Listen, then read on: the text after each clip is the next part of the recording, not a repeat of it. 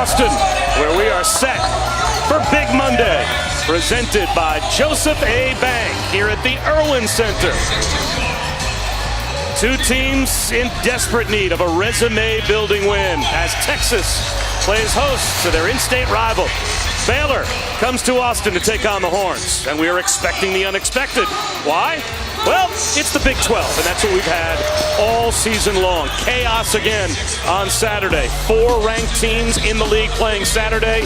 3 of those 4 lose. West Virginia loses in Morgantown to the Cowboys. Oklahoma goes to Hilton and loses by 8. And Baylor, their signature win of the season so far, they drugged Kansas in Waco 80-64. So as of now, Texas Tech, according to our BPI, 76% to win the league.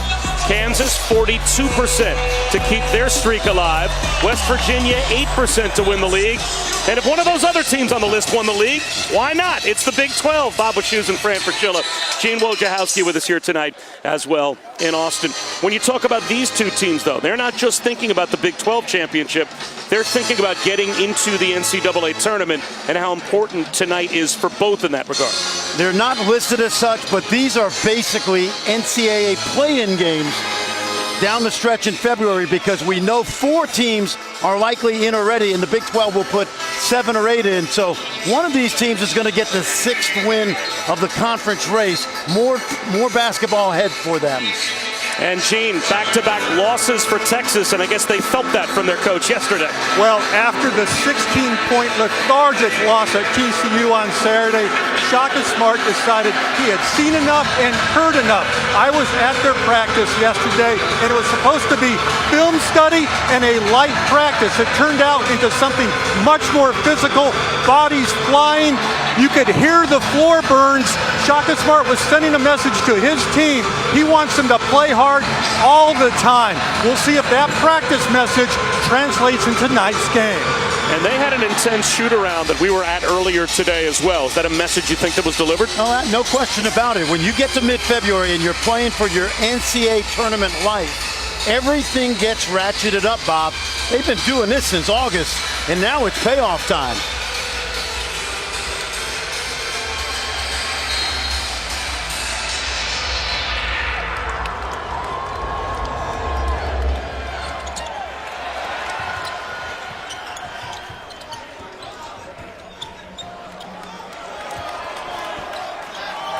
Right off the bat, Baylor, the only team in this conference that relies on the zone. So outside shooting critical today. Bamba is tied up, loses it. It'll stay with the Horns with 13 to shoot.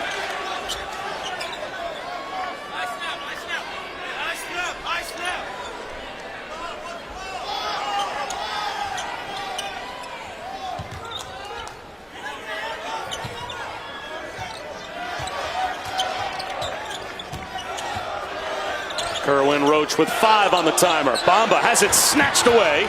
2 to shoot as Coleman takes it back and floats one towards the goal. And it ends up with Baylor. Jake Lindsey nearly had a steal and nearly possessed it long enough to give Texas a fresh shot clock, but they didn't reset the timer and Coleman had to force one. Well, this is a different Baylor team since Jake Lindsey has been in the starting lineup last 4. Much more potent offensively. Joe Lawal-Achuil off balance with the left hand.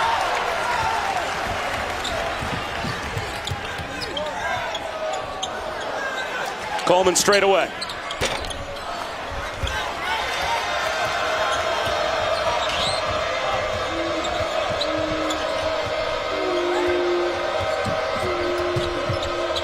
Manu LeConte, yes. And that's what LeConte does with Lindsey in the lineup. LeConte's able to play off the ball more and not feel the pressure of dribbling it for 40 minutes.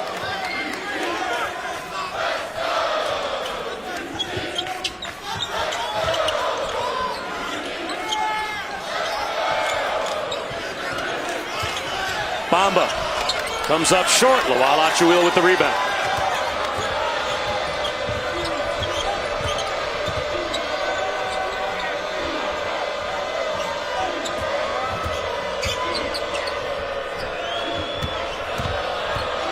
Lawal-Achuil over Bamba. It's hard to say. Shooting over Bamba is not easy because he's got that 7'9" wingspan. Coleman, nice crossover. The floater too strong. Osakowski taps it to nowhere. Well, we've seen this. 15 years at Baylor, took over one of the worst programs in program history. By the way, Rick Barnes won 24 straight games against Baylor and Scott Drew. Scott Drew in the last 21 has won 14. He's catching up. Scott Drew has taken Baylor to the tournament 5 out of the last 6 years. Lawal Akshawil able to flush it, and that extends the Baylor lead. There is a calmness about Baylor with Jake Lindsey in the lineup that wasn't there early in conference play. And he's also, as you watch this zone defense, the quarterback of that defense. He's been in this system for 3 seasons.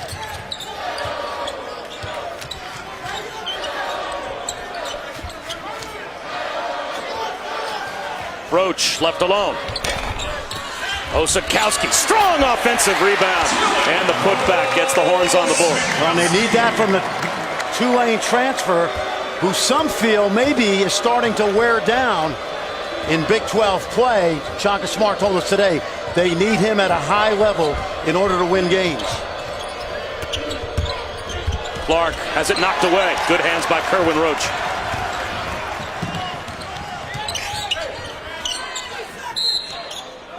Foul called, and it looks like that's going to go against the freshman Tristan Clark as he was dueling with Mo Bamba. Bamba to the bench for the first time. Roach sits down as well. Jericho Sims checks in. Eric Davis in for Texas as well. Jericho Sims may be the best athlete in this league. That's saying a lot. Yes, it is. Zaire Smith of Texas Tech, a fellow freshman, could make an argument. Osakowski from deep. Short. See, I don't like this, Bob. You're playing against a zone. You got to attack it from the inside first. In that first meeting, Texas was 6 or 8 for 26 from 3. Matt Coleman called for the foul. You know why teams play zone and why Baylor plays zone? They're basically daring Texas to shoot from outside, and they know they've got to guard Bamba and Osakowski inside. If I know that as Shaka Smart, as a coach, then I want to get the ball inside.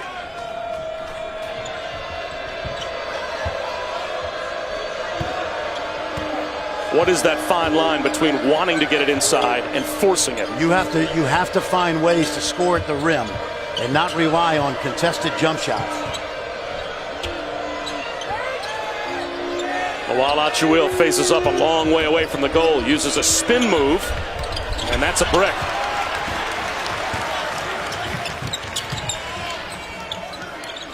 Febres, in and out. 1 for 8 from the field to start for Texas. They getting anything in the paint? No. Manu Lacan. Lindsey with the rebound.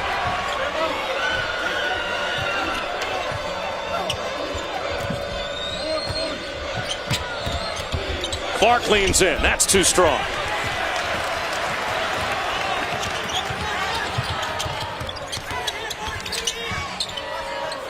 Davis trapped on the baseline. Needs help. Turns it over. Vital. Fouled on a reach-in by Jericho Sims. Terrible start offensively for Texas, but they're only down by 3. And when we come back, we will update you on Andrew Jones courageously fighting leukemia.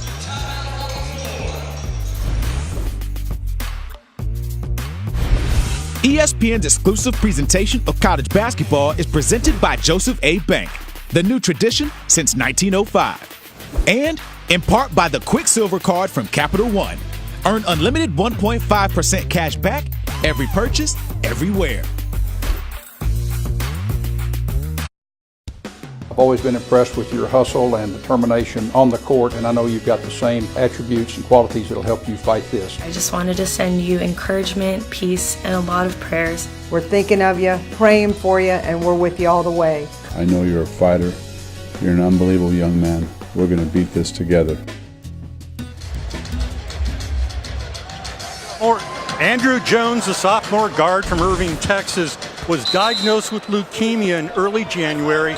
He moved to Houston, the University of Texas MD Anderson Cancer Center, and that's where he's been receiving treatment.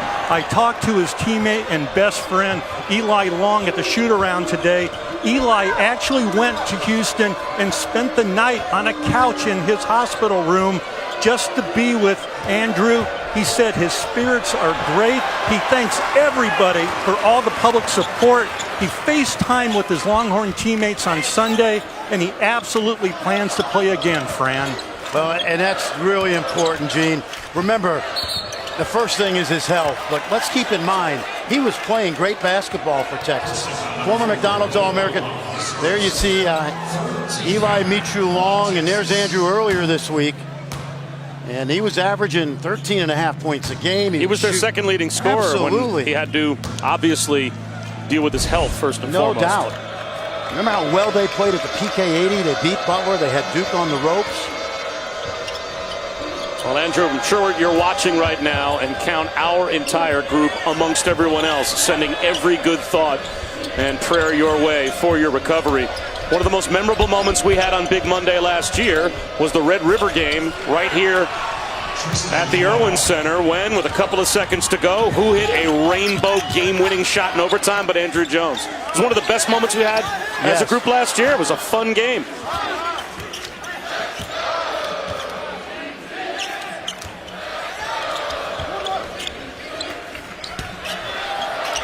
Fading away, tough shot off the mark from Jericho Sims, but he draws the foul.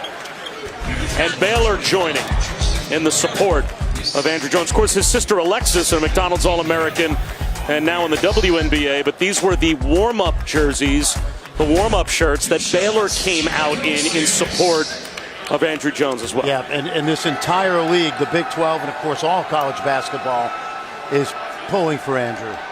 Tristan Clark picking up his second foul.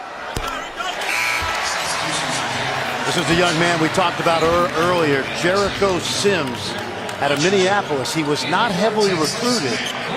Shaka Smart connected with him. And I mentioned earlier, Bob, this kid is as athletic as anybody in the conference. He's playing a lot of basketball. The youngest of 6 brothers. All of them played basketball except for one that played football. And his dad was a terrific basketball player on some really good Minnesota teams that a guy named Michael Thompson played on. He was the #1 pick in the draft. Imagine that grocery bill. Yeah. Feeding those 6 boys.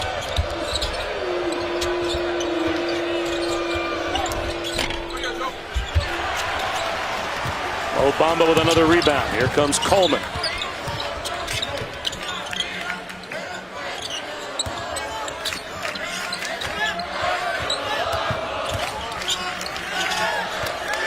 Sims in the post. Jump hook. Comes up short. And he taps it out of bounds. Well, let's take a look at Shaka Smart tonight in our Infinity Coach's Corner. Of course, had tremendous success at VCU, bringing them to the 2011 Final Four. That led Shaka Smart to getting an opportunity here in Austin. You can take an Infinity timeout in your day to vote for your favorite coach and charity. Loala Chuil pinned by the leading shot blocker in the Big 12, #2 in America. Mo Bamba averages 4.1 blocks per game. Guarantee you Big Joe does not get his shot blocked often. Not with that size. Line drive 3 comes up short for Febres. Yeah, and I don't like this, Bob. I said it earlier. They're spending too much time shooting jumpers against that defense. They don't shoot the ball well as it is. One of the worst outside shooting teams in the country.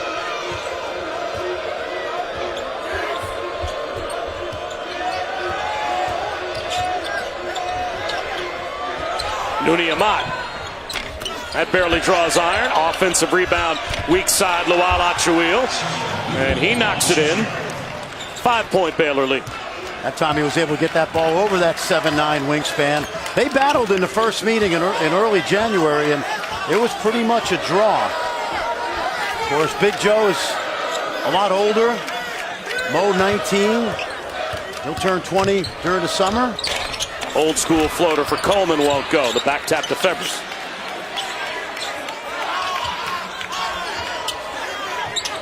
Davis for three. That's a brick.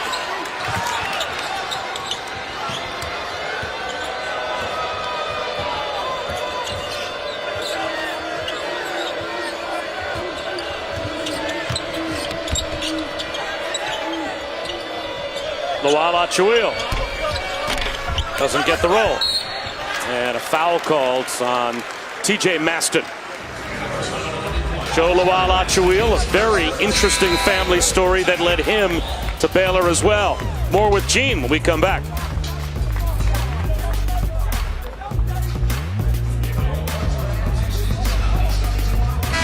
There are journeys, and then there are journeys by Joe Lawal Achuil. He was born in the South Sudan. He's a refugee, moved to Uganda, then moved to Australia. He played junior college ball in the United States. His parents saw him play at Baylor in early December, mid-December. His mom saw him play for the first time. So what does he do against Texas Southern? 18 points, 5 rebounds. Against Savannah State a few nights later, 31 points, 20 rebounds. He ought to invite his parents more often to see him play. His father is a former minister of humanitarian affairs and disaster management in the South Sudan. He earned his degree in December, Fran. He is a player to watch. Yeah, but that was a great night, Gene. That was against Texas Southern. And what I remember, Bob, about that day, Joe left Waco at 2:30. He got to the airport at 4:30. It's about a 90-mile trip. They had to get through customs, obviously. He didn't get back to Waco and into the Farrell Center until 40 minutes before that game. The team was in the locker room. He warmed up by himself out on the court. It was the strangest thing I've seen this year. And Joe went out and had that big night, and hugs and tears after that game. Joe hadn't seen the family in quite a while. 4.5 years he had gone without seeing his family. Terrific young man, and a Baylor graduate.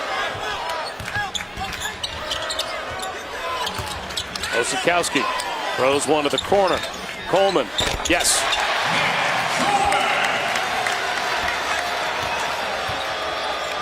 Texas last in the Big 12 in points per game at about 72.5.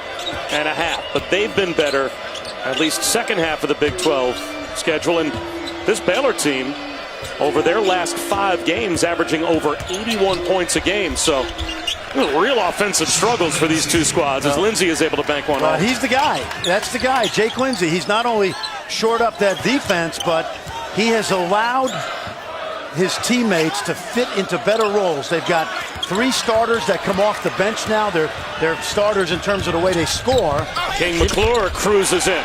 Another example, Lindsey scores, he gets an assist, and he's the quarterback on the defensive end. Shaka Smart. Lindsey. Shaka Smart wants a timeout. We're back in 30.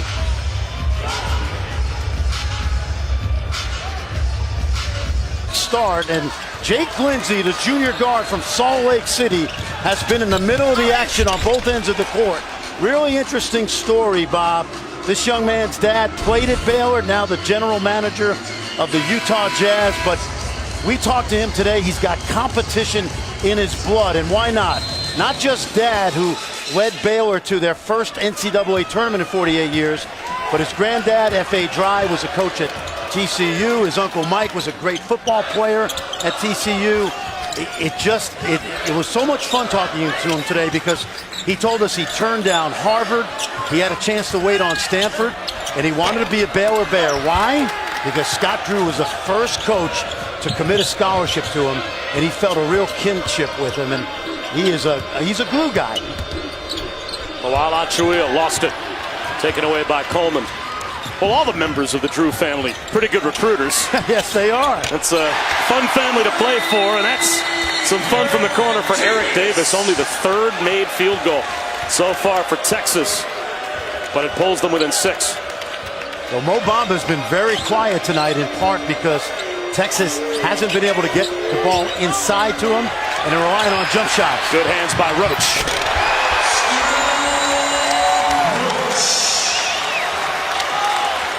One guy that's played well for Texas down the stretch has been Snoop Roach.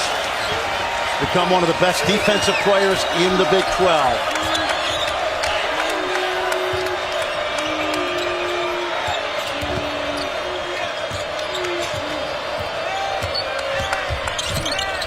Lindsay gives it up. Vital hit the underside of the rim, and Osakowski takes it away.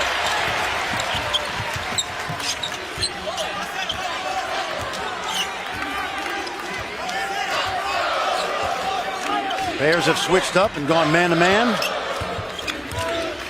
Davis fades away. Osakowski able to tap it. Roach flips it to Bamba. Back to Osakowski. And he draws the foul. Roach, defense to offense. That's what Texas needs, as poorly as they shot the ball to start. That's exactly right. And you're going to see a little athleticism here from the youngster from Houston, former triple jump champion in the state of Texas. We are back on Big Monday. Wow. Shaka Smart. And he is getting after his team, much like he did at practice yesterday, according to Gene Wojciechowski. Gene? Well, look, they are 4 for 18. They've scored 11 points. There's less than 8 minutes left. But guess who was smiling when his team came off the court going in that timeout? And here's why. He likes the effort, and that's exactly what he was talking about yesterday at that practice. 3 things. He wants them to be more active with their hands.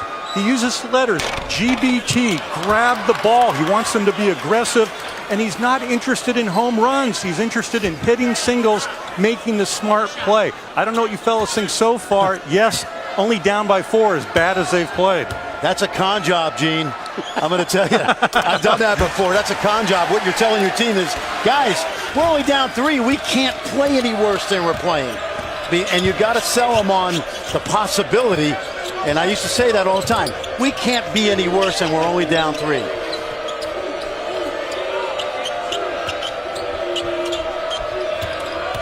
Spin move by Tristan Clark to the corner. Driving it is Amat. Can't finish. That's a good challenge by Bamba. And I always said when you have that shot block, you take it right to his chest. You cannot baby the ball up there.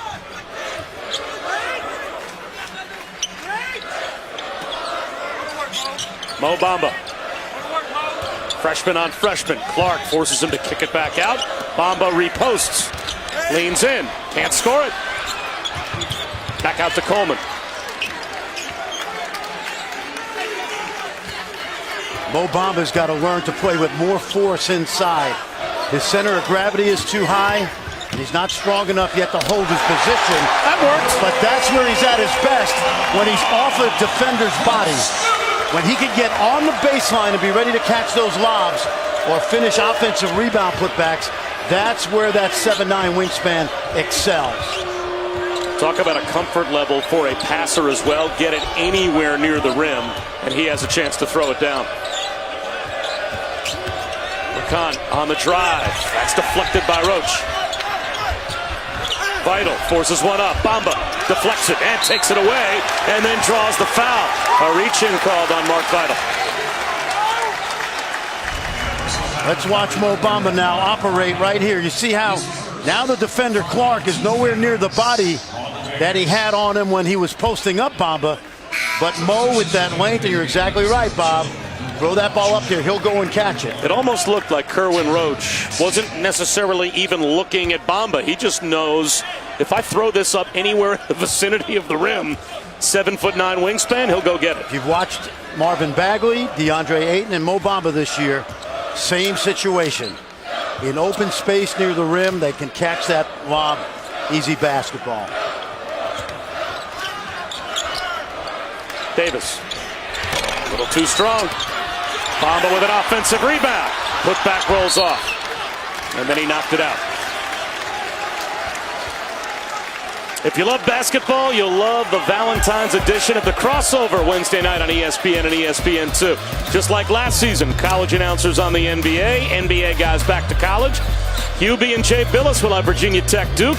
Mark Jackson, Dickie V doing the Clippers Celtics game. PJ and Dan Dockich at Kentucky Auburn. And Doris Burke, Bill Walton for the Warriors and Blazers. All 4 games available on the ESPN apps. You can watch all 4 simultaneously. Just get the devices rolling. You think we'll hear Hubie say about Marvin Bagley? Okay, now, you love this kid because he's going to score at a high rate in the painted area in our league. Okay, come on. Now we all know but this. he'll give the numbers. Exactly. He'll score at a 62% clip in the painted area.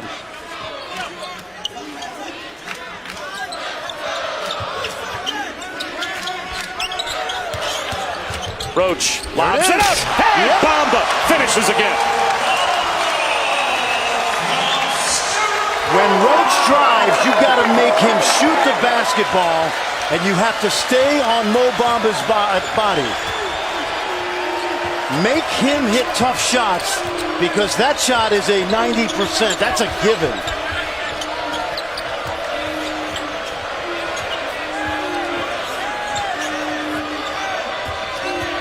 Manu Lacan has Bamba caught on a switch. Osakowski read it beautifully. He gets the steal. He crosses over, and he will go to the free throw line. Let's watch Mo Bamba. He's done this many times. Watch. And watch how Big Joe is going to peek up and see he's not on Bamba's body.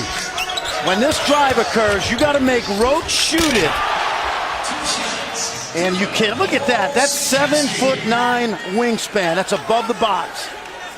The average NBA big man, Bob, has a +5 wingspan to their height.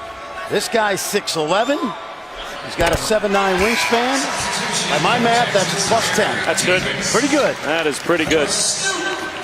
Snoop Roach heads to the bench as Jericho Sims checks back in for Bamba. Well, we've been talking about Texas's woes on offense, but Baylor has been equally woeful. And a lot of that is because Bamba is defending that rim. Texas is 6 of 23 from the field, and they've got a 3-point lead. Baylor with 4 turnovers in their last 7 possessions. They haven't scored in 7 trips. And make it 8. Lindsey set a moving screen.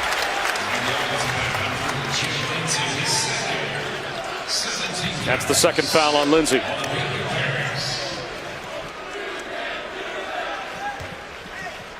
Jerome Tang just told Scott Drew that it was the second, and Lindsey's out there now. He's got to be very judicious with his defense because he can't pick up a third.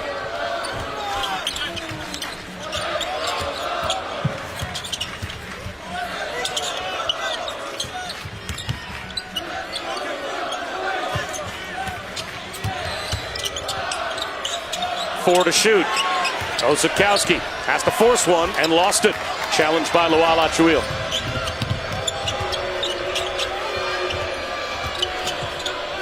Maston. Yes. The first basket in 9 trips for Baylor.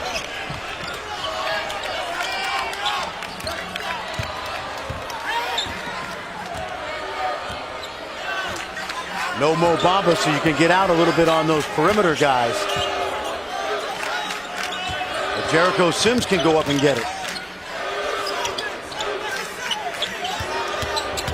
Coleman on the drive with English. And Bob, this is what we talked about early. That might not be a post-up, getting it inside, but where is Texas scoring versus the zone? In the paint, lobs and drives. LeConte to Lindsey. Gets the roll for 3.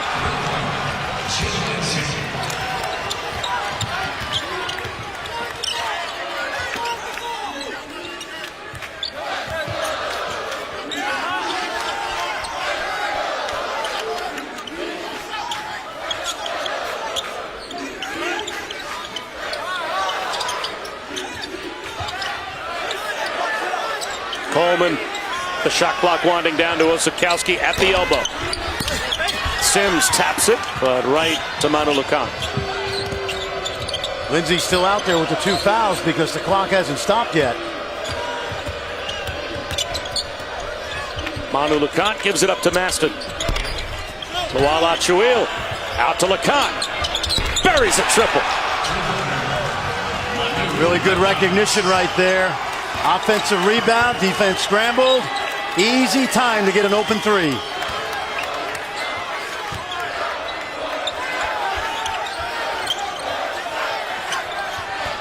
Jericho Sims with a jump stop. Here comes LeConte. fourth leading scorer in the Big 12.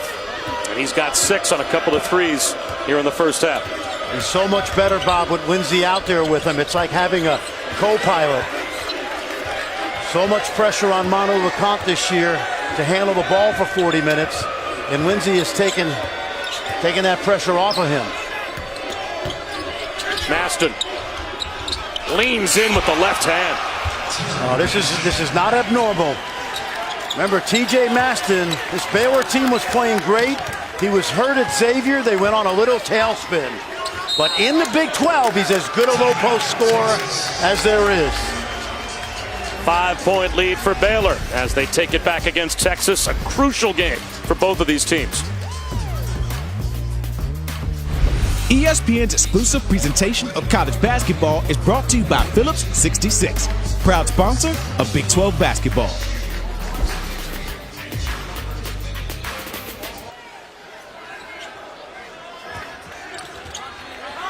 Now, Rabbi, this whole league has basically been fighting all season long, cannibalizing one another, as Joe Lunardi's latest Big 12 bracketology has 7 of the 10 teams in the field. Kansas State holding on for dear life. Texas and Baylor, both still possible as Coleman knocks down a shot. See Texas, a 10 seed right on the bubble, and Baylor on the outside looking in. But according to our BPI, the winner of this game improves their odds of making it to the NCAA tournament by 30%. The losers' chances decrease by 30%. Just this game. This is still with 2 weeks of regular season basketball to go. Still with the Big 12 tournament and the opportunities out there. But you can see this is just based on tonight's result. Baylor wins, 70% to get in, 40% to get in with a loss to the NCAA tournament. And Texas, again, a 30% swing just based on tonight's result. I believe Big 12 teams will get in with an 8-10 record in the regular season. That much respect for the league in the room. Because it's a double round robin, and almost all of these teams are top 50 teams. LeCompte comes up short.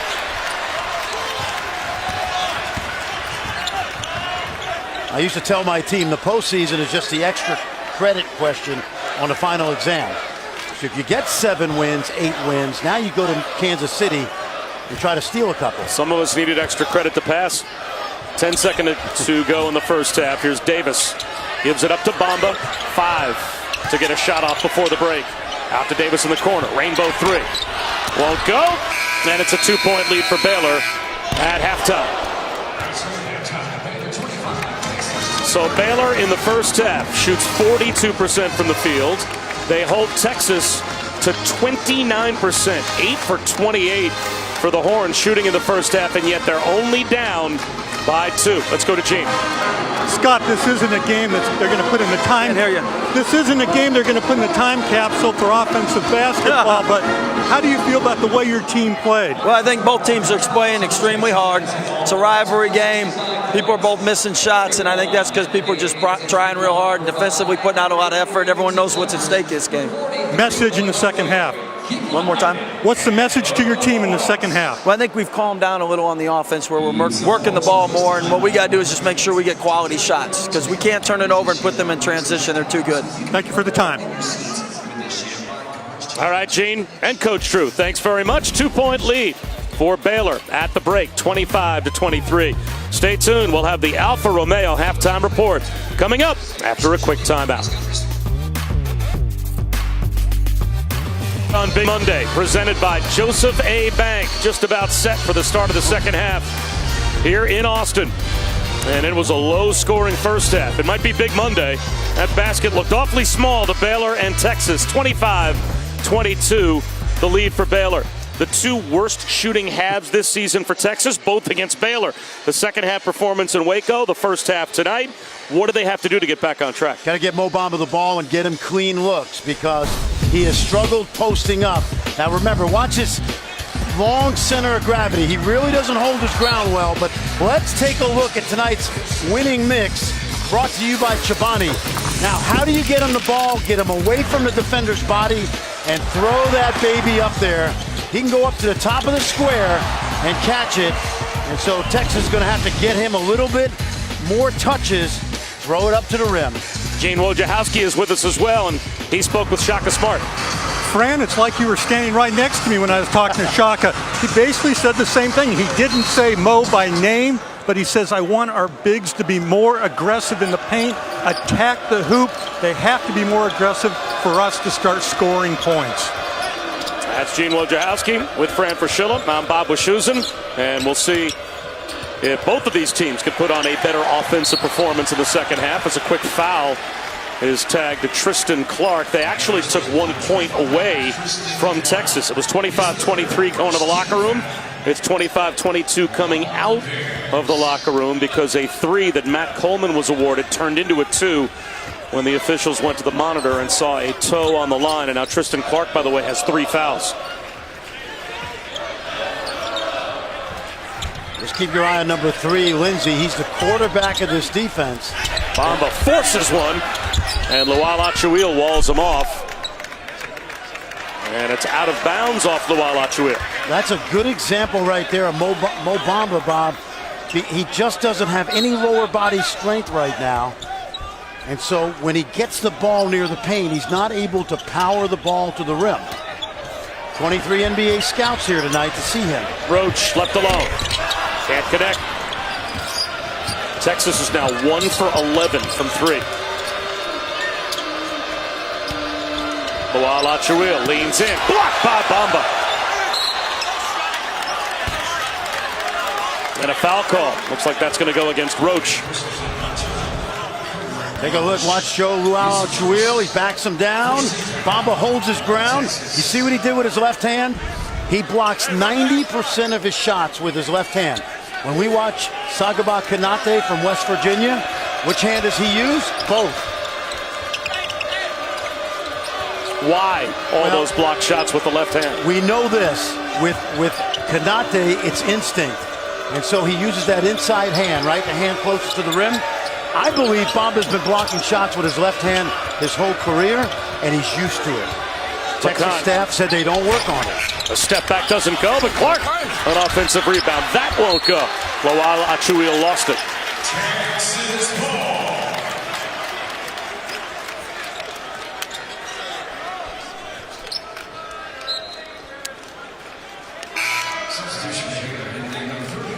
Maston in for Clark.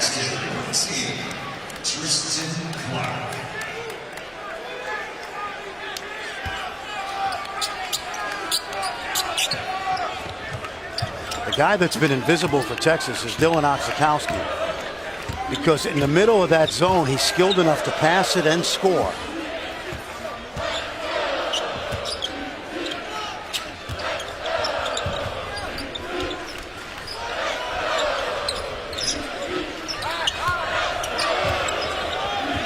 Seven to shoot. Roach from way outside. And Maston pulls down the rebound. Here comes Manu Lacan. They're not going to win shooting those deep threes.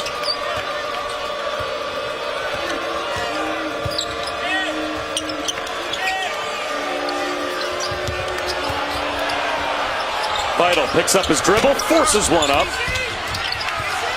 Here comes Matt Coleman. Davis steps into a triple, and it's an air ball. Lawal Achuil down the lane. And a good find by Mark Vital, who really didn't have anybody to throw the ball to. So Big Joe ran the floor and beat the Texas defenders down the court.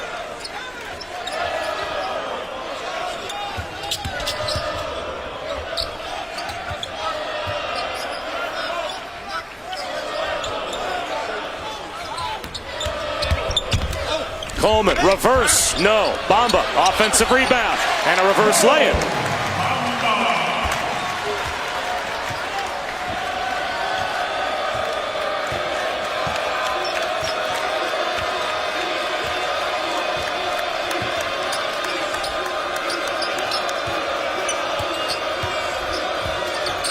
Osadkowski knocks it away. You know, if you want to call this the Mo versus Joe show, these two players kind of had different views about it, fellas. Mo was actually looking forward to it. He liked the idea of testing himself against Joe. Joe kept on saying, I'm not really into that. This is more Baylor versus Texas than me against Mo. Oh, I like it, Gene. That's a great point. But Big Joe also knows that those scouts are here to see him, too. Pretty scoop from Lindsey. And I'll tell you, he's quietly Lindsey. Now, they only have a 5-point lead, but Lindsey quietly has been a real key tonight for Baylor. He moves the ball, he scores opportunistically, and he's the quarterback of that defense. There's Udoka Azubuike. We've got these two big men. There's other big men, obviously, in this league, as Roach can't hit the three. And it's out of bounds. It's going to go over to Baylor. But for Mo Bamba, is Joe Luachuil his greatest test? If you were an NBA scout, are you going to learn more about Bamba with this matchup tonight than you might with any other in this league? Yes, they're not here to see Joe Luachuil. Now, if he plays great, obviously you see guys like Bernie Bickerstaff, David Henderson, the former Duke great, but they do like the idea of seeing Mo Bamba against somebody with NBA size. Osakowski deflected the pass intended for Nooney Amat, but looks like they have Eric Davis underneath holding Amat. That time of year, Bob, these guys are out. They're watching Bagley. They're watching DeAndre Ayton. Taking a peek at Trae Young tomorrow night. Frequent fire miles adding up. Whoa. Nooney Amat misses on the alley-oop. Maston, though, out to LeCoq. Osakowski the rebound.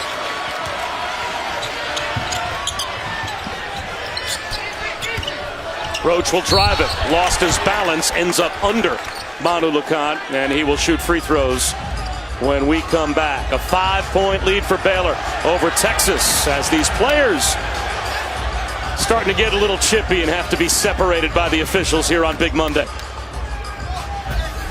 ESPN's exclusive presentation of college basketball is brought to you by Phillips 66, proud sponsor of Big 12 basketball.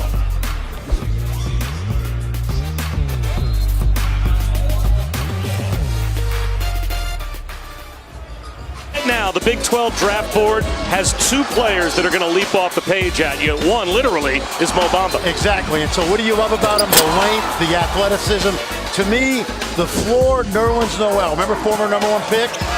And then if you talk about Trae Young, yeah, Steph Curry. If it turns out to be Steph Curry, that'd be unbelievable. But NBA teams are hoping that when we draft you, let's become Michael Conley first, who's a tremendous player out for the season. But floor is Conley, ceiling is Steph Curry. By the way, that's not too bad. Well, I was going to say, that paycheck, by the way, takes you right from the floor to the penthouse. Because Mike Conley signed a max deal. And you see Mo Bamba, Trae Young.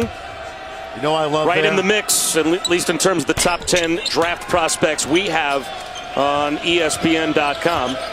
I love DeAndre Ayton, the 7'1", 260 pounds. One thing you love about him is he's always engaged in the game, offensively and defensively. How do you gauge Michael Porter being gone almost the entire season? It's going to be tricky. He's going to have to work out for teams in the spring if he doesn't come back. Now, he's talking about coming back, Bob. Pretty fadeaway from Maston. You know, to me, I think it's Jimmy Chitwood all over again, right? Remember when Jimmy said, I reckon it's time I start to play a little basketball? Right. That might be Michael Porter here. As long as Gene stays. Osakowski sets up Coleman.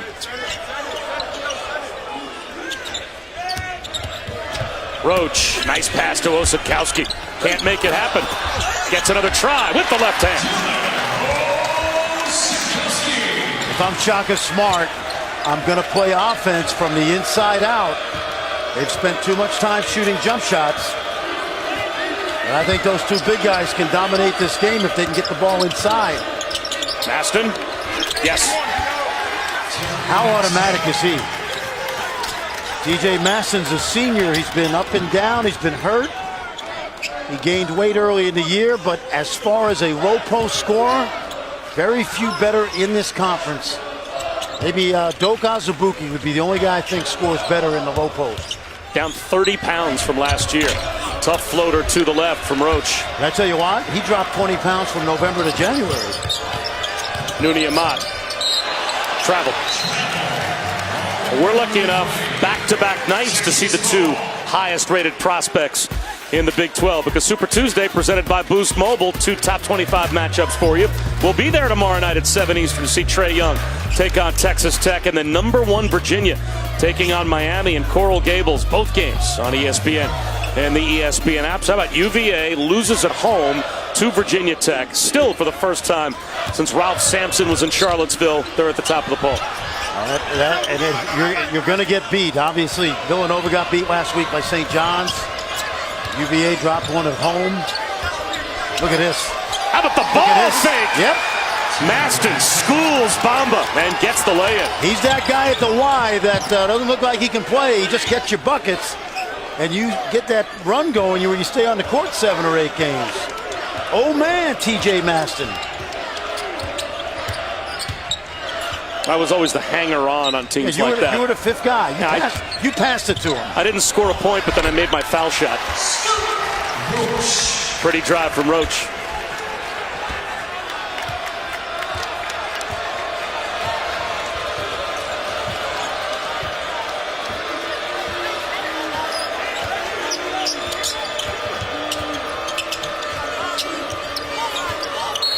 Maston fighting with Osipkowski for position. And he draws the foul on Dylan Osipkowski.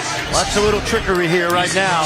He knows Bamba wants to get a piece of the shot, so he shows the ball on one side and comes back on the same side. That's a little Meadowlark Lemon action right there.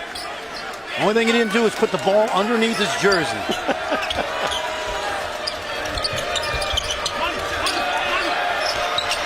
Which 2 months ago wouldn't have fit, by the way. He's got room now. Maston fades away, knocks it down. Oh, the bucket of confetti is going to get thrown in the crowd pretty soon. That was point game. 8 straight for Baylor, scored by TJ Maston.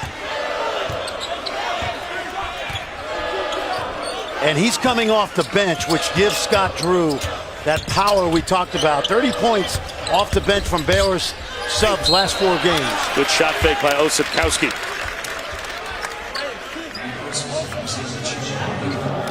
You know, the Baylor folks will tell you about Maston Friend that, you know, he was their best scorer off the bench, obviously, but when he broke that hand, he missed those 6 games, and it's really taken till about now for him to get a shooting touch back. They'll tell you, and you can see, they've said if they're going to make a run toward the NCAA tournament, and they have to get to probably 9-9 in the conference, 8-10, he's going to be the guy to help them get them there. Oh, no question about it, Gene, and he's got really good bloodlines. Uncles Tony and Derek Battie. Tony played in the NBA a long time. Star at Texas Tech. Derek, his older brother, played for John Chaney at Temple. So TJ's been around good basketball his whole career. Played at a great high school, DeSoto in Dallas. Teammate of Marquise Bolden, now playing at Duke. He is old school. Jericho Sims and Eric Davis both back in for the Horns. Nuni Amat does not get the bounce. Mistiming his jump was Mo Bamba, but was able to bank it off Lawal Achuil and keep it with Texas. Well, when you want to stay on the court at the Y, you get the old guy because he gets it done for you. Take a look at TJ Maston. A master of trickery. Athleticism, maybe. Skill, absolutely.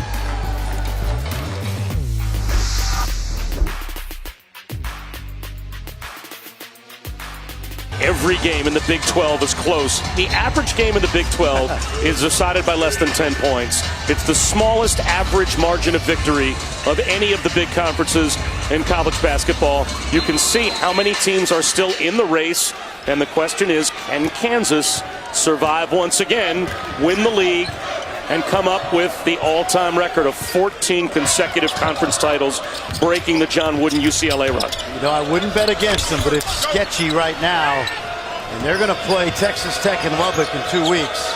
We will be there tomorrow night to watch Trae Young take on Texas Tech. Yep. And the Red Raiders right now might be, as LeConte draws a foul, the best team in basketball getting the least amount of publicity as far as at least the power conferences are concerned? Absolutely. You know, we saw them in New York at the Garden against Seton Hall in November, and Seton Hall beat them.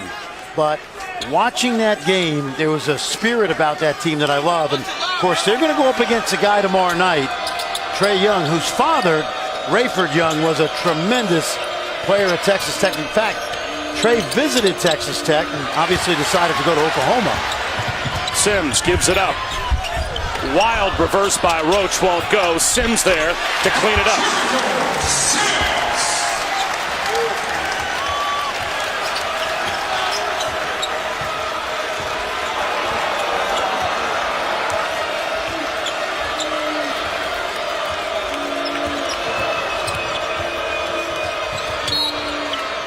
Lukan draws the foul on Roach.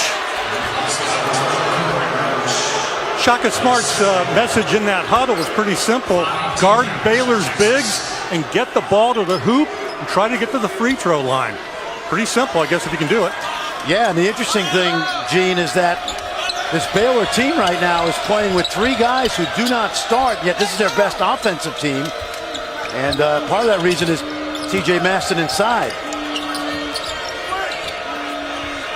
Maston outside. Nouni Amat kept it alive, and Lual Achuil is able to hang from the rim. Good hustle by Amat to bank it off the backboard. You know, he knew where that ball was missed, too. He watched the ball with his eyes. That ball came off on the backside. He was in the right spot. Zone has been a puzzle tonight to solve for Texas, and that's that. No, and then yes. That's exactly right, Bob. No, because he doesn't have the strength to finish it the first time, but he's got the quick jump in the lane to finish it on the putback. 8 now from Obama to go along with 12 rebounds.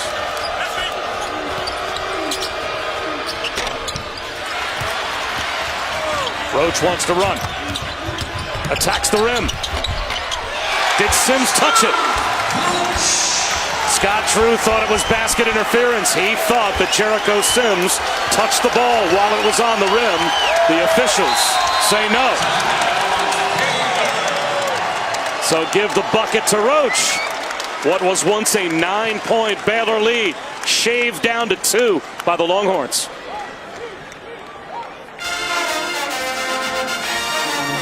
Juzin alongside Fran Fraschilla. Gene Wojciechowski with us here in Austin as well. 2-point lead for Baylor. But a moment ago, Scott Drew making the case for basket interference on Jericho Sims. Fran, was he right? Well, that's an easy one. Yeah, Jericho Sims going to have a good career here. He'll score a lot of baskets, but whatever happens, he's going to be 2 points on the plus side, and he knows I was hanging up there. Now, the thing we pointed out throughout this game is this kid's really athletic.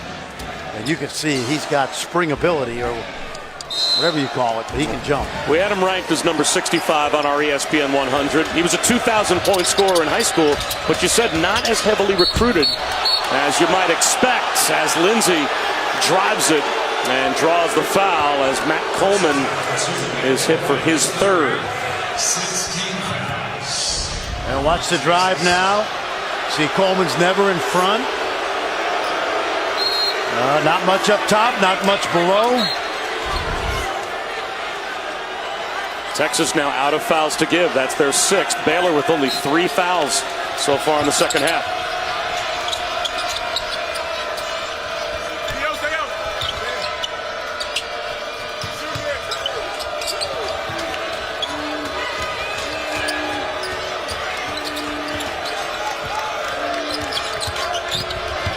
Manu Lukan to Lual Achuil, 2 to shoot, and he banks it in. Oh, great catch, too.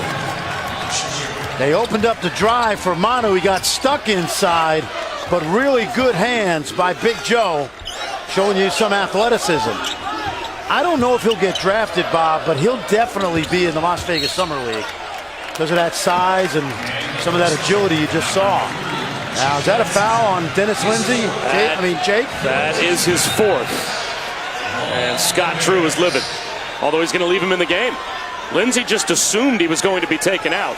The moment that foul was whistled against Lindsey, he started to walk straight to the Baylor bench, He got right in front of his head coach, and his head coach shoved him back out on the floor. And I think the point is he's going to dare the officials to call the 5th foul on Jake. Coleman. Long rebound run down by Lindsay.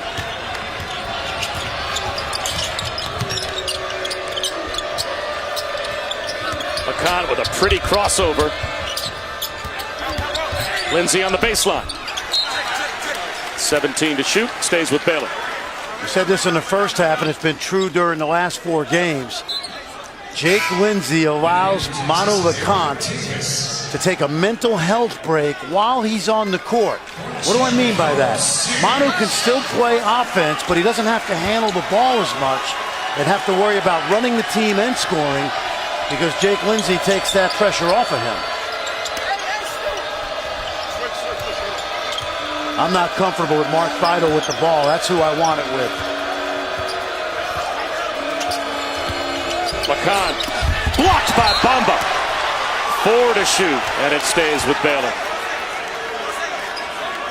Well, watch this now, because when he drives, watch Joe get open on the backside. And Manu LeConte, you see, Joe needs to step to the ball. When Bamba leaves to block a shot, you should go right to the dotted circle. It's got to be quick. LeConte leans in. Air ball, so it's a shot clock violation. If you love basketball, you will love Valentine's Night, a crossover Wednesday night on ESPN and ESPN2. Just like last season, college announcers on the pro games, the pro announcers on the college games. UB Brown and Jay Billis combined on Virginia Tech Duke. Mark Jackson, Dickie V in Boston for Clippers Celtics. PJ and Dan Dockich with Kentucky, Auburn, and Doris Burke and Bill Walton for the Warriors and Blazers. All 4 games available on the app as Osikowski looked like a pro, makes it a 2-point game.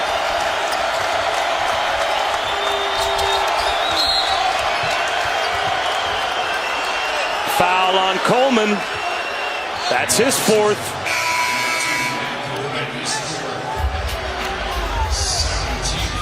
Watch Dylan Osikowski. He's going to sneak behind the defense. Nice pass. Easy.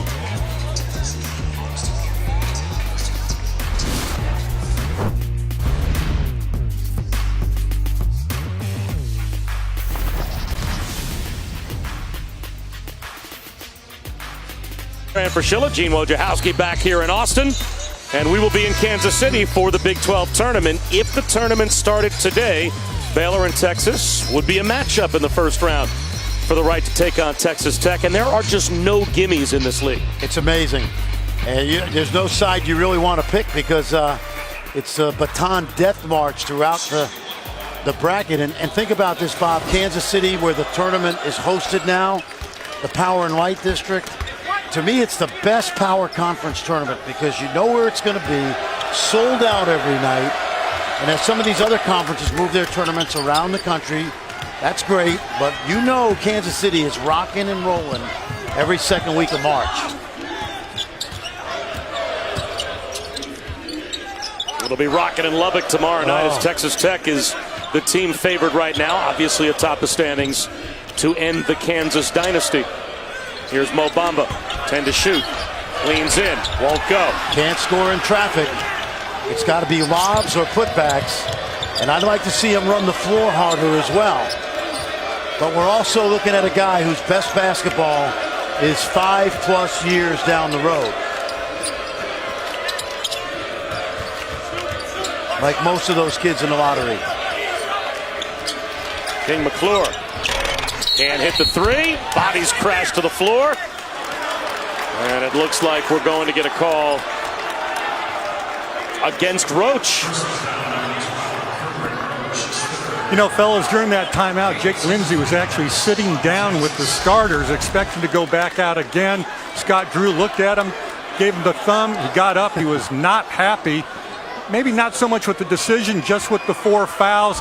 He composed himself. A few seconds later, he was cheering on his teammates.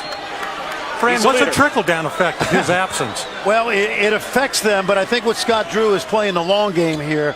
Gene, they're up 4. He's got 4 fouls, and he's trying to milk the clock, Bob, get it under 5 because they need him down the stretch.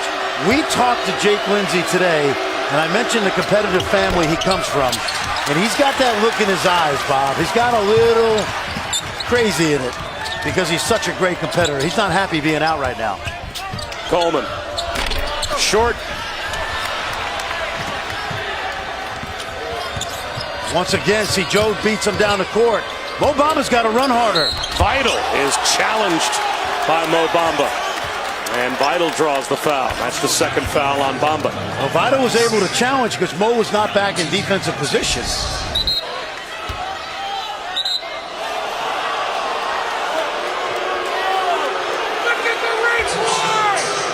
He got him on the arm, right arm.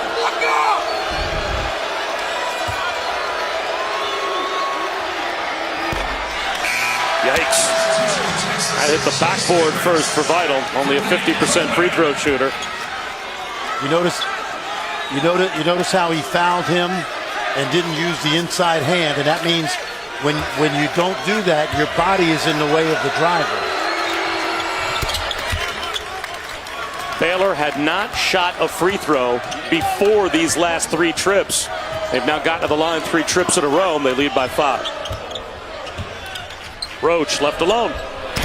Rattles one in.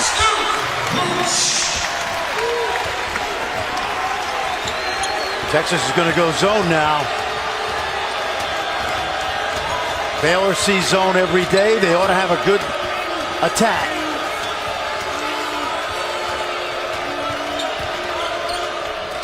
Oh, that's nice. LeConte from the corner. Hits the triple. Well, they play this zone more than anybody in the Big 12, and you would think they have a good attack, and they snuck Manu LeConte behind the defense, and he got a wide open shot from that corner. Bamba underneath Luala-Chuil. Took his time, stepped through. Good move by the big guy. A Big 12 leading 13th double-double for Mo Bamba. Texas got out of that zone quick.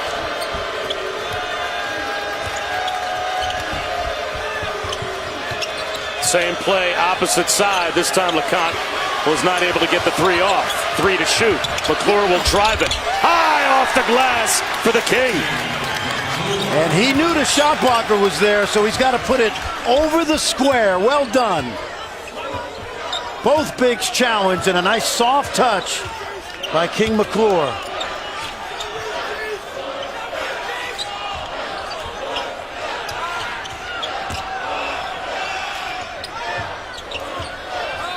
Eight to shoot.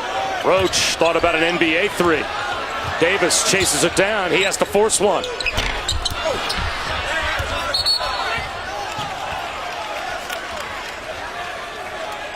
He knows the shot blocker is lurking in the back, so watch how high this ball has to get up on the glass. That's over the top of the square. That's really well done. Scary to think that's how high you have to shoot Absolutely. it to avoid the reach of Bamba. Mo's going to be special someday, there's no doubt. He's a work in progress. LeConte taking the shot clock down once again to 5. Head fake, gives it up. Maston beats the timer. How about that? Come on, are you kidding?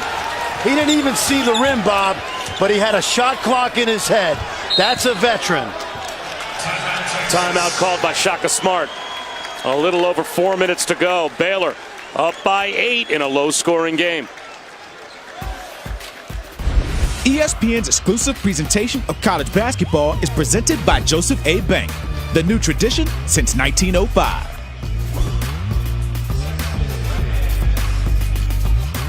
Bob News and Fran Fraschilla, Gene Wojciechowski. Big Monday, 8-point lead for Baylor. Texas shooting 32% from the field for the game. It's amazing they're still in what is a very important game for both of these teams when you think about building the resume and trying to get over the bubble on the right side, make the tournament. Exactly. This is essentially one of those February play-in games into the tournament. Every one of these wins is going to matter to either team. Strength of schedule will not be an issue with these teams. Manu LeCont's hurt. Jammed his left hand or wrist on the inbound. He's holding that left wrist, not his shooting hand. Well, it's the thumb because that's what he hurt. He's had that thumb issue all year. Bamba fouled by Lawal Achuil. Baylor with fouls to give. That's only their 5th.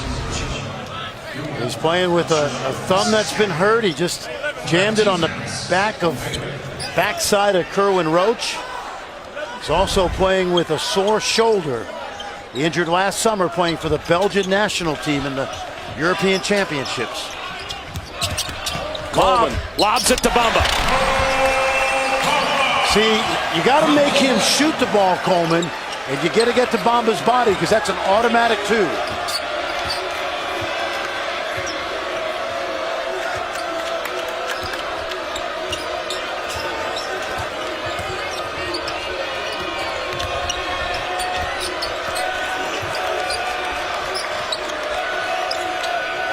Shot clock winding down. King McClure for 3. Long rebound. Back tap. LeCont's got it. Lawal Achuil got a hand on it. I would pull it out and run some clock. And if I'm Scott Drew, I'm thinking about Jake Lindsey soon.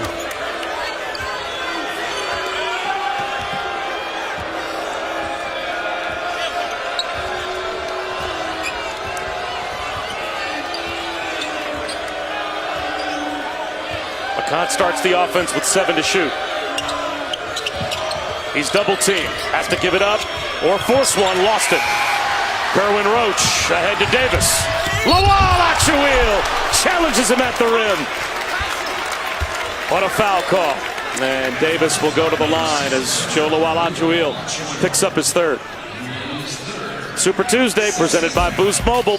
2 top 25 matchups tomorrow night.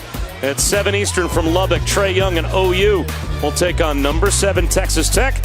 Then to the ACC for the new number 1 Virginia takes on Miami in Coral Gables. Both games on ESPN and the ESPN app. 2 shots here, Tickets Jr.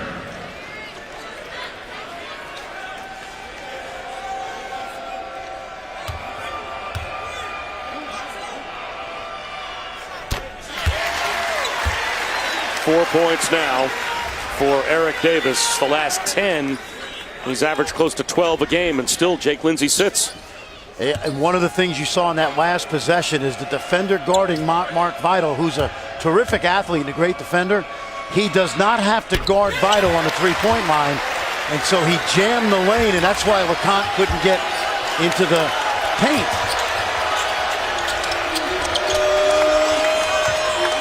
Oh, they got numbers if they want it. Maston attacks. Lawal Achuil kicks it back out.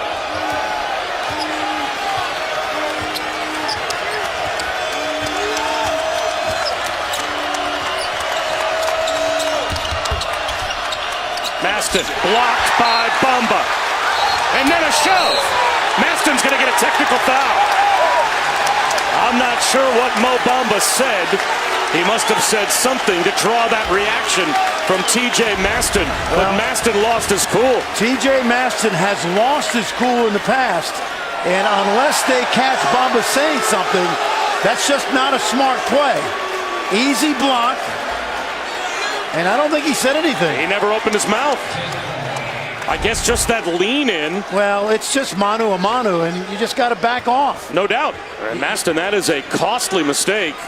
And now the officials are at the monitor to see what ultimately they are going to decide and if Maston could potentially be kicked out of the game.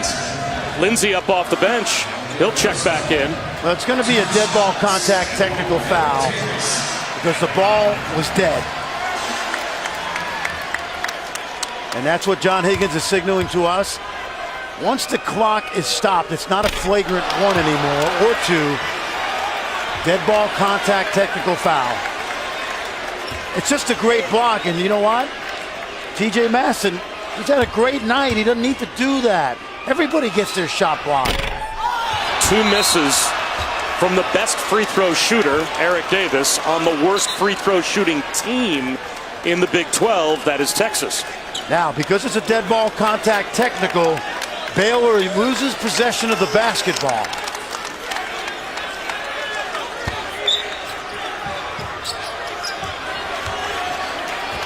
And guess who's back in for Baylor? Maston out, Lindsey in. Nooney Ahmad in as well, a shooter, long defender.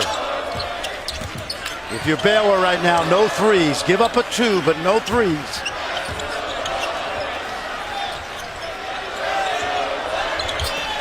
Osakowski forces one up and connects. 2-point game.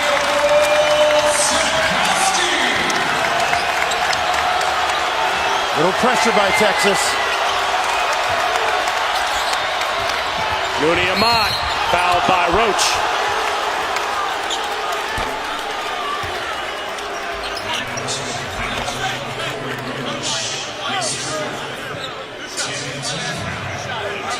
That's the 10th team foul. So it's the double bonus. Sports Center as soon as we're done here at Austin. 4 fouls on Kerwin Roach.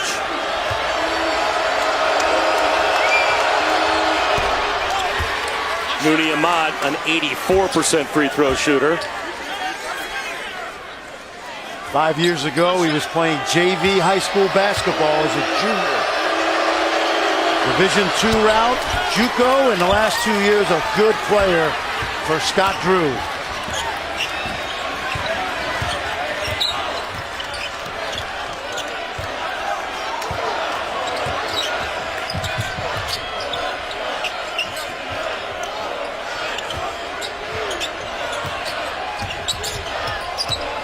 Coleman forces one. Bamba, weak side. Slips it to the corner. Coleman for 3. Got it!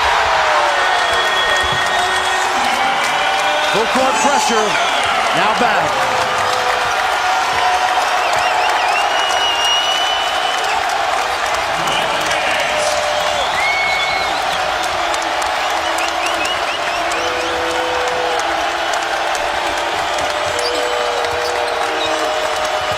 Ten to shoot. Manu Lacan. Lawal Akshuil missed it. Second effort. It's there. 1 possession game still. 40 seconds to go. Texas still has a timeout. See, I'd take away the 3-point line, give up the 2. You'll still have the lead. Coleman scoops. Shot clock turned off. Timeout called by Texas, their last.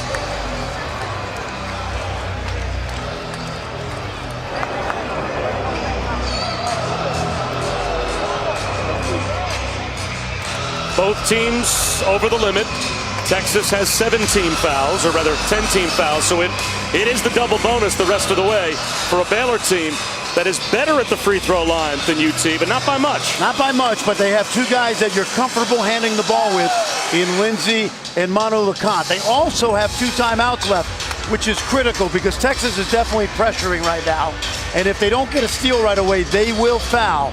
But before they foul, Baylor's got to make sure, just get the ball over midcourt and make your free throws. And to reiterate how important this game is, at least percentage-wise for both teams, our BPI has graded this game out as having a 30% swing for both of these teams in terms of their likelihood of making the NCAA tournament or not, just based on tonight's outcome. They're just fighting for position to try to get back to 500 in the league. And look at that standings, Bob. There is no league in the country that has separated from top to bottom by 5 games. And it just goes to show you what this league has been like every night of the season.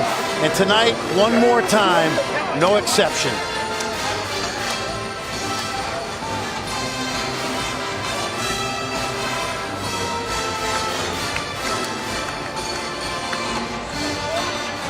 And Texas has the arrow, so Baylor with those timeouts needs to be cognizant of getting a timeout call, that they're even close to getting tied up. Use it. Team shoots 74%. And they've got 4 guys out here who can knock down free throws. LeConte fouled immediately. And that is the guy that if you are Baylor, you want to have at the free throw line. 88%, second best free throw shooter in the Big 12. And back up a step. I can't emphasize enough how many coaches don't have a security blanket to get the ball in bounds like Scott Drew had and Jake Lindsey right there. The announcer jinx. No. It is unrivaled. No, that's called basketball. So LeConte tries to make it a 2-point game. He only has 11. Now he's got 12. Snoop Roach has been really good the last few games. Offensively, he drives it and shoots it.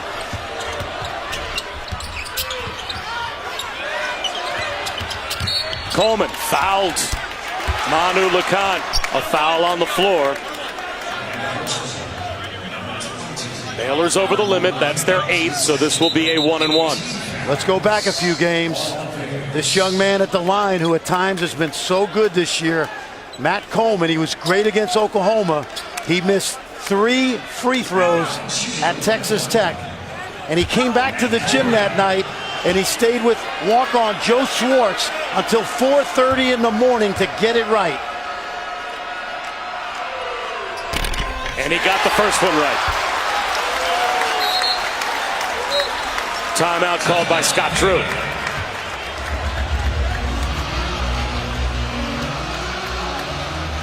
How many different elements of what is about to happen does Scott Drew address with his team here? In terms of if he makes it, are we calling another timeout? Are we going to run something? If he misses, where do we go with the ball to make sure that the right guy gets fouled? Let's add him up. First of all, if it's a miss, you must get the defensive rebound. That's paramount. Secondly, if it's a miss, if I'm Scott Drew right now, I'm getting it to Manu LeConte, and I'm going to get fouled. And so now they're going to foul him, and he's going to get a chance to redeem himself. If Matt Coleman makes this, and it's a tie game, you don't want to shoot the ball too soon if you're Baylor. I don't expect Texas to press if it's a tie game. I do expect them to foul immediately if Matt Coleman misses this.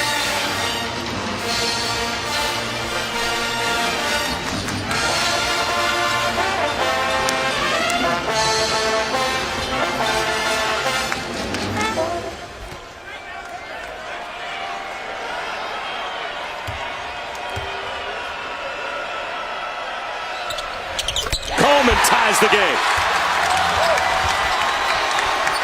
Here's Manu LeConte.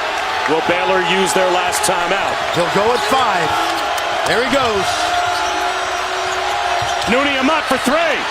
Off the mark. Lawalachuil can't hit it. Overtime.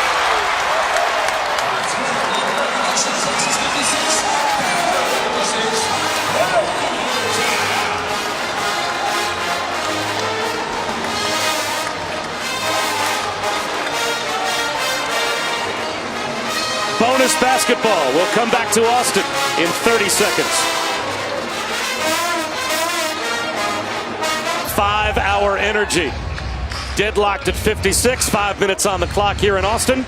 Bob Wischusen, Fran Fraschilla, Gene Wojciechowski on Big Monday. How about the decision by Nooney Amat launching this 3? Oh, I like it. You know, 2 guys guarded LeConte. Amat is probably their best outside shooter by percentage, and he got a great look and a chance to offensive rebound. That's all you can ask for, except the ball didn't go in. Let's check in with Gene. You know, fellas, right after he took the shot, Amat took that shot, he was angry at himself, but guess what? Scott Drew and another assistant rushed over him and basically congratulated him for having the guts to take that shot. They weren't upset at all about it. They liked the shot. Absolutely, Gene. That's a guy that shoots over 40%. And how about Matt Coleman? Since he missed those 3 free throws 4 games ago, he's now 8 for 8 from the foul line. That's clutch for a freshman point guard.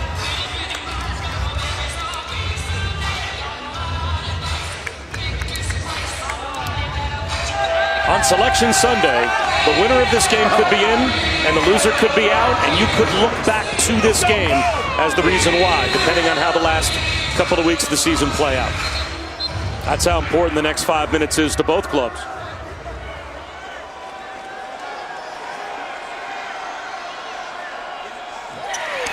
Now, Scott Drew's going to take Lindsey out with the 4, and back comes TJ Maston, who's been an offensive juggernaut minus that silly technical foul.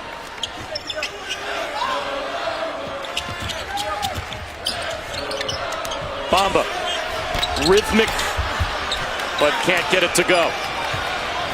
That was one of the most decisive moves we've seen him make tonight. Agreed.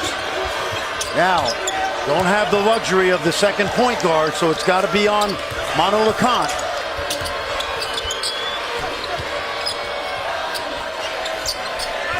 Maston posts up, spins, knocks it down. You know what? Mo Bamba that time was invisible to Maston. Mo came over quickly, didn't matter. 16 for Maston.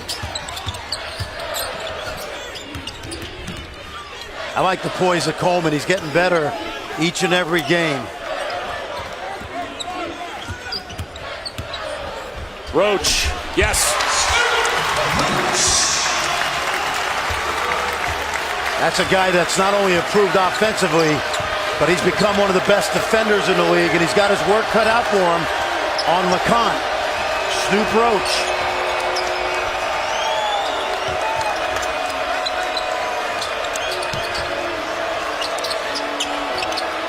LeConte for 3. In and out.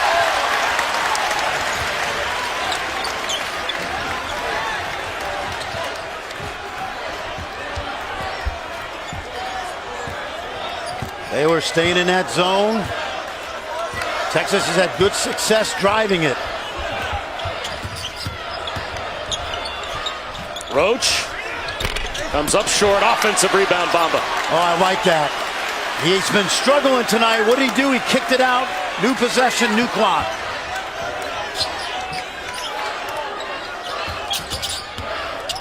Coleman, old school floater won't go down.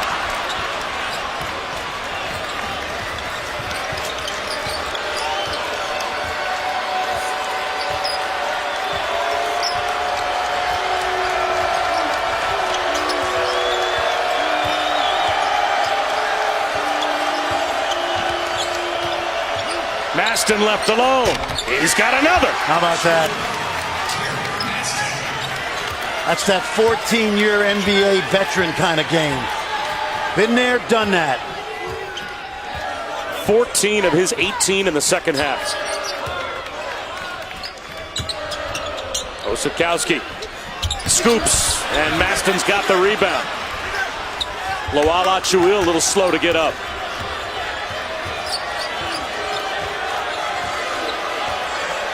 Scott Drew right now orchestrating from the sideline.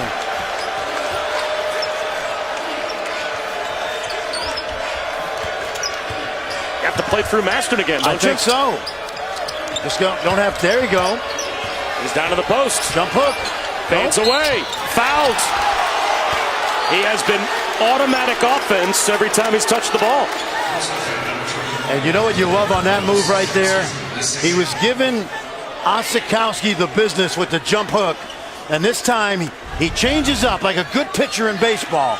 No jump hook, now the little step back, fade away. Osakowski off rhythm, commits the foul.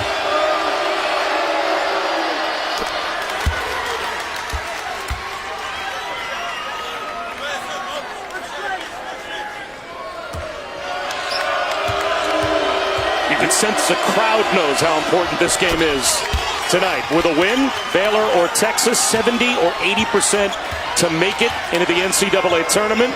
The loser drops 30 percentage points, according to our BPI, to make it into the field. It's a play-in game, is what it is. Bamba in the post, tough catch. Jump hook, short again. Crashing, gets the loose ball, puts it back up, and he'll go to the free throw line for the first time tonight. Well, Mo went to work inside. Remember, this is not his strength just yet, especially with the 7-foot up Chouil. But the quick jump is what gets it done. And then good effort that time. Freshman out of Harlem, New York. The last player in college basketball to average double figures in points and at least 4 blocks per game, Anthony Davis, back in 2011-2012 in his one-and-done year. That was pretty. That foul, by the way, on Chouil, his 4th. So if this game continues, goes to double overtime. Some major foul issues for both coaches to deal with.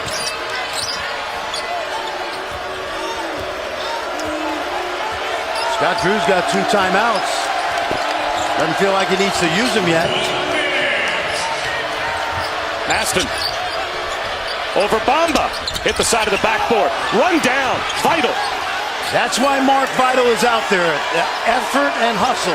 LeConte just realized the shot clock hadn't reset. He forces one and knocks it down. What a shot by LeConte.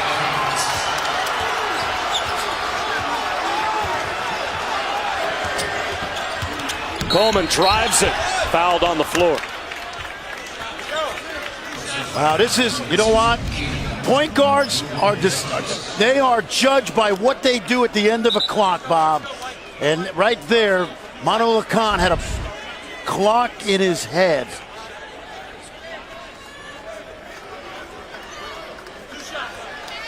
Avery Johnson told us a couple weeks ago when I asked him about great point guard play, he said you have to be a shot clock playmaker. Clock gets under 5, you're judged by how you make decisions. That time LeConte, perfect. Now watch LeConte when he sees the shot clock. He'll look up, and you could see, all of a sudden he recognized, whoa, exactly. There's only 4 on the timer. As soon as we're done, we're going to be heading back to the studio for Sports Center. Quickly, let's head back there now.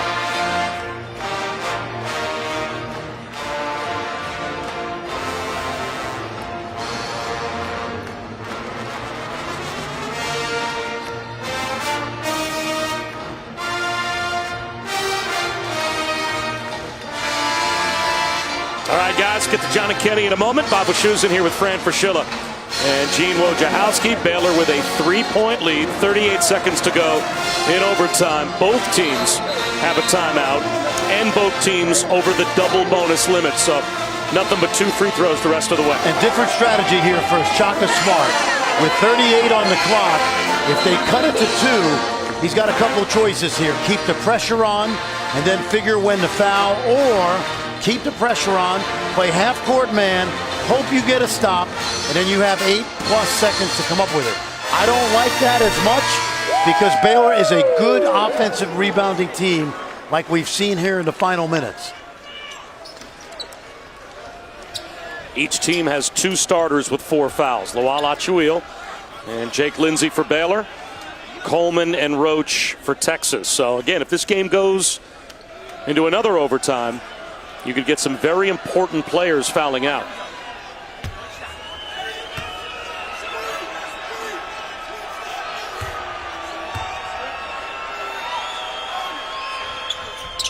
Coleman just keeps on making clutch free throws. Yep. It's a 2-point game. Shaka he just said one trap and done.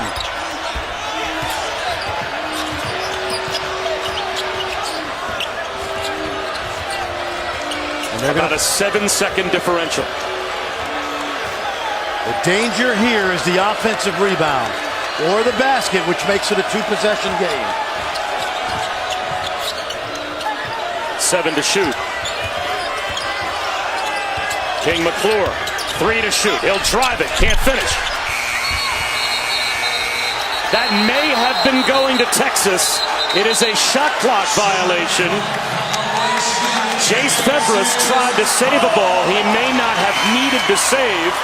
And initially, the call on the baseline by Chris Rastetter was Baylor basketball. But then John Higgins ran in and said, no, shot clock violation before it went out, so it actually belongs to Texas. And it wouldn't have mattered anyway, Bob, if it goes out, because they're not going to have any time on the clock.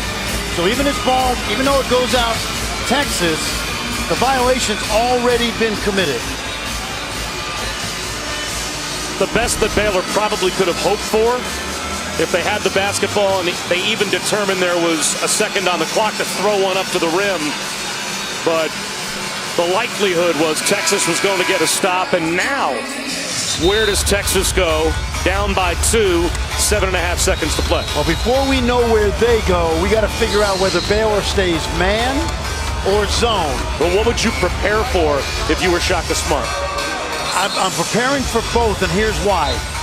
Both man and zone down the stretch. Guess what Texas has finally done? Driven the basketball.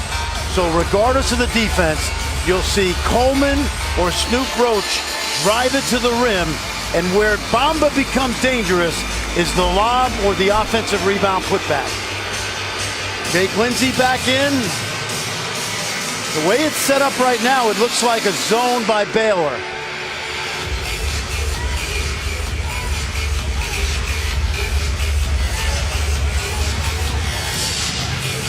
And everybody is dangerous for Texas because whoever shoots it, the other 4 players need to hit the glass. And they actually added about a half second to the clock, so 8 seconds to go.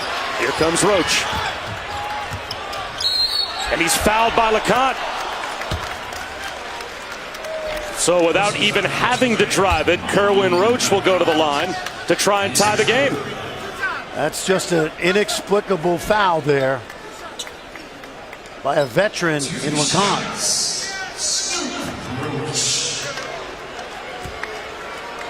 62% this season for Roach.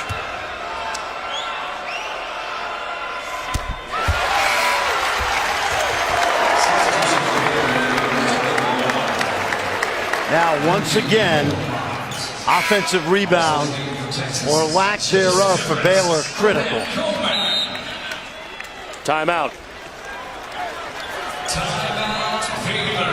It is Scott Drew that uses his final timeout. How about Texas? The worst free throw shooting team in the Big 12. 17 of 21 as a team tonight.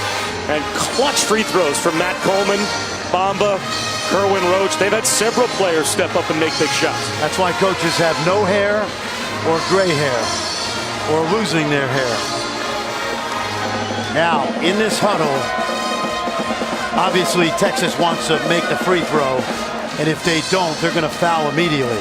But for Baylor, when the ball goes through the basket, there's 3 seconds to go. Now, you know the old rule. If we get it in cleanly, we have a dribble per second.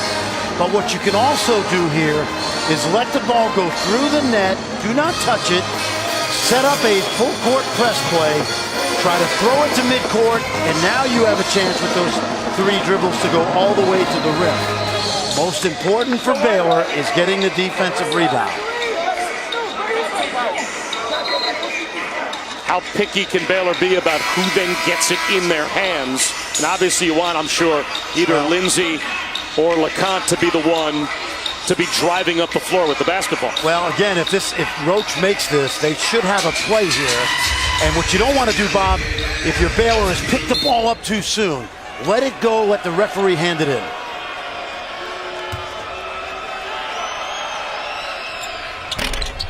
Roach gets the bounce. Okay, Lindsey let's see. Wants to get it in and does to LeConte.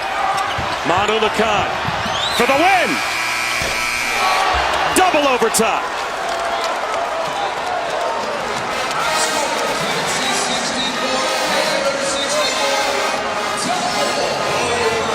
(64-64). 5 more minutes on the clock after we check in again with the guys at SportsCenter.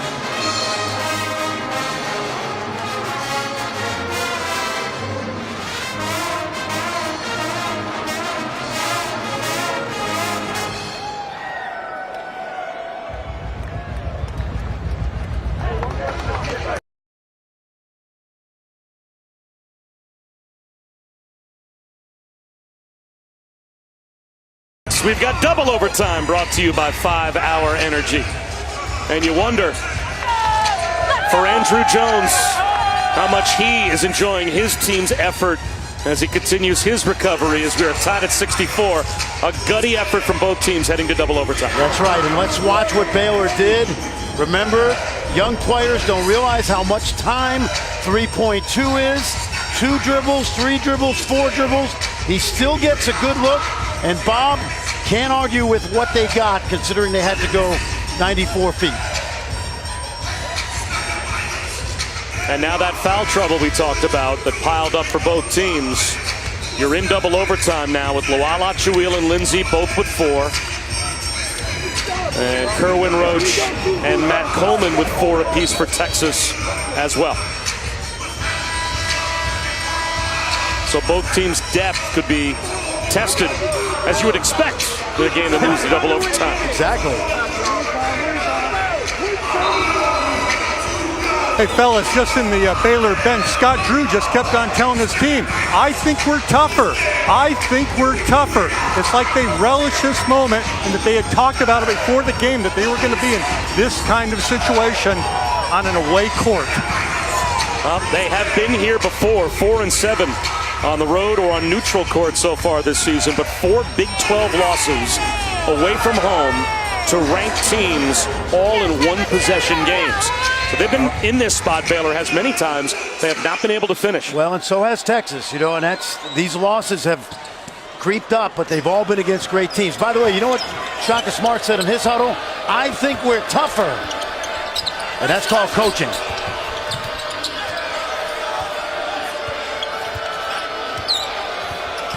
Maston knocks down another. How about that? 22 for Maston. He's automatic, pick and pop. He scored at the rim tonight. And how about Jake Lindsay back to the bench with the 4 fouls. And Scott Drew comfortable with this lineup. It's probably their best defensive lineup minus Lindsay.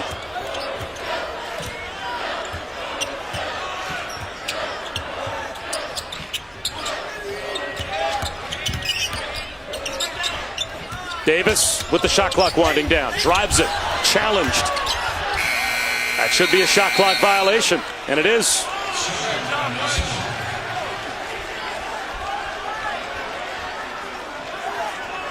And I think what Scott Drew is doing with, he doesn't want 2 guys out there with 4 fouls.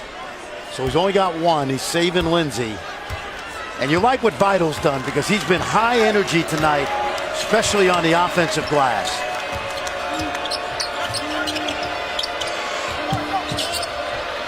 King McClure. Nice wall off. Wow. And the rebound ends up with Eric Davis. Kerwin Roach. That could have been a takedown.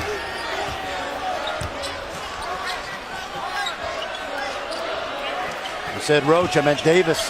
Got away with one, I think.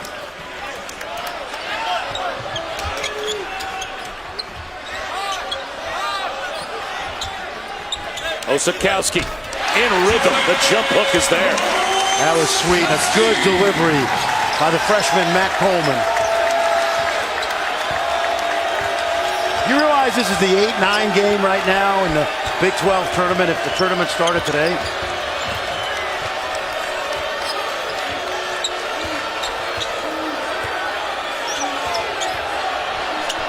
LeConte double teamed. He's in trouble. He'll call it. 7 on the shot clock, and he narrowly avoids the tie-up. Texas has the arrow, so that would have been a change of possession. Let's go back and watch that last rebound on Texas's defensive end. Watch Eric Davis right here. He's going to go find the body and see that's a foul. You got to call that. And this is a great delivery, and sometimes no fake is a great fake. Okay, sometimes a defender thinks you're going to fake, and you go straight up with it, and that's exactly what Dylan Osakowski did right there. Transfer from Tulane out of San Diego, California. Had very few Division I offers. Tulane coach Eddie Conroy found him, and after 2 years and a coaching change, we watched them all last year, energized practices for Shaka Smart. And you know what we loved about him last year? You remember the day of the games? Shaka Smart would stay out here after the pregame meal and work Dylan Osakowski out himself. Let's go!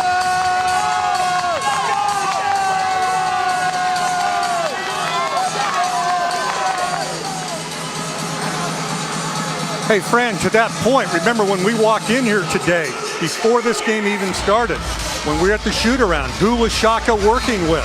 Osakowski. Yep. His guy. 5 on the shot clock after the timeout. Does Manu Lacan realize it? Not this time.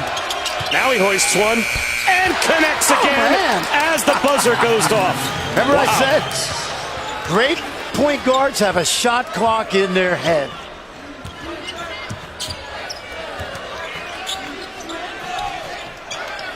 Bamba in the post.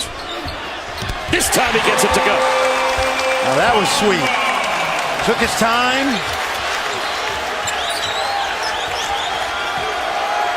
You know what NBA teams are going to watch here in the next couple minutes? Is that competitiveness of Mo Bamba. What's he got? Maston goes right at Osakowski and flips it in. Point game at the Y. Can't stop him. I'd pay his membership dues at the Y if I was playing with him. Never leave the court. Three buried from the corner. Eric Davis, Texas, is now 3 for 18 from three-point land, but that one gives them their first lead since we had 3.5 minutes to go in the first half.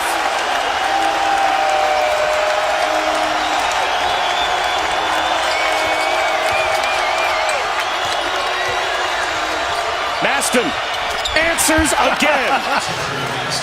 Oh man, this is fun. Both teams, you talk about heart and what's at stake? Potentially an NCAA tournament bid.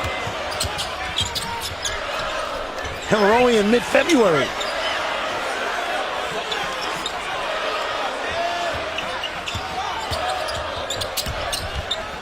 Coleman to the corner. Osakowski hits the heel. Under a minute to go. Baylor with the ball and a 1-point lead. Scott Drew out of timeout, so the fifth-year senior's got to coach this team.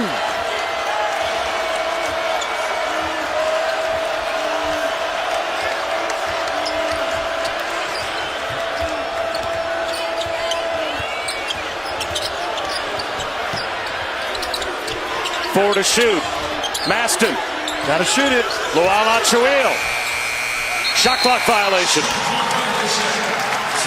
Now does Shaka Smart use his timeout? Down by 1, 27 seconds to go. Take a look at what Mo Bamba just did. They've been picking and popping all night. And where does Bamba go? Out to the open man and help Osakowski out. That's a great job of team defense by Mo Bamba. Shaka Smart does use that last timeout. So to me, Bob, what's been working for Texas down the stretch in regulation and in 2 overtimes? Driving the ball. It could be Roach or Coleman, but what they've done down the stretch is make good decisions with the ball. And if they do shoot it, guess what Mo Bamba's thinking? Offensive rebound.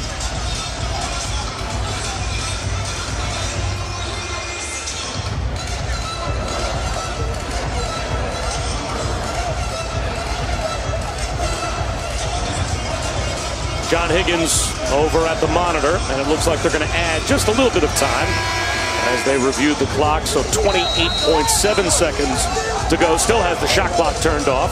So we are in double overtime. Baylor holding on to a 1-point lead, but Texas has the basketball and another chance. The last time they drove it in this exact situation, Manu Lacan committed really an unthinkable foul.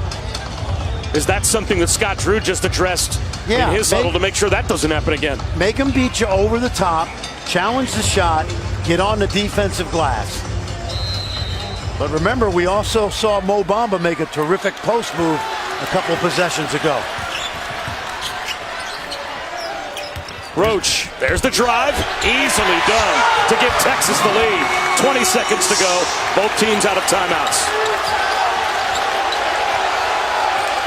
Manu Lacan doesn't want to wait long with his team down. He'll drive it. He flips it off the window. Lual Achuil with the follow. 8 seconds to go. Here come the Horns down by 1. Kerwin Roach, bumped, floater, no good. Maston's got it, and Baylor survives.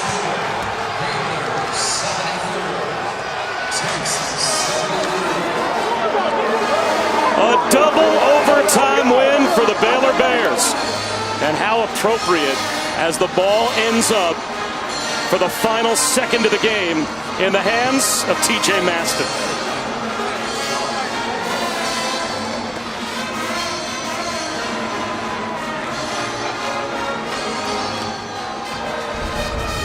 There you go. Watch the drive. They drove into an open post. You saw Bamba come over, and Big Joe cleans it up. Really well-designed play. Look, there's nobody there. All you got to do is get the ball over Bamba, because the big fella, the other big fella, Joe Achuel, with the clean putback. 26 points, though, a career high for our player of the game. Brought to you by Phillips 66. 22 of TJ Maston's 26 in the second half and overtime for the Baylor win. Let's go to Gene. Scott, what did you learn about your team in a double overtime game on the road tonight? Well, what I've known about our team all year is we got great guys. They've stayed together. They battled through adversity. And you know what? I'm proud of them. It's like a parent. When they do the right things, you just want them to be successful. We did that tonight. It was, two great teams. Great game for TV. You know how important a game like this is late in the season as you're starting to get ready for the tournament. What did this win mean for that? First, it keeps the momentum. Most important, it gives you another conference win. This conference should get 9 teams if everybody does what they're capable of doing. So, just proud of our guys. All right, thank you for the time. Thank you. If that many teams from the Big 12 went, I don't know how many would argue, because every game, it seems, every night is a good one in this league. Every team in this league is over 500 in a non-conference, and every night, Bob, it's the same story. There's so little difference from top to bottom, and it doesn't matter if this is supposed to be the 8-9 game in the Big 12 tournament. 2 good teams fighting for survival. If Baylor ends up in the NCAA tournament, they very well might look back to that performance from TJ Maston and the fact that they survived in double overtime on the road by 1 to beat Texas 74-73. For Fran Fraschilla and Gene Wojciechowski and our entire crew, I'm Bob Wischusen. What a game. Double overtime. Baylor survives by a point. SportsCenter is coming up in 15 seconds.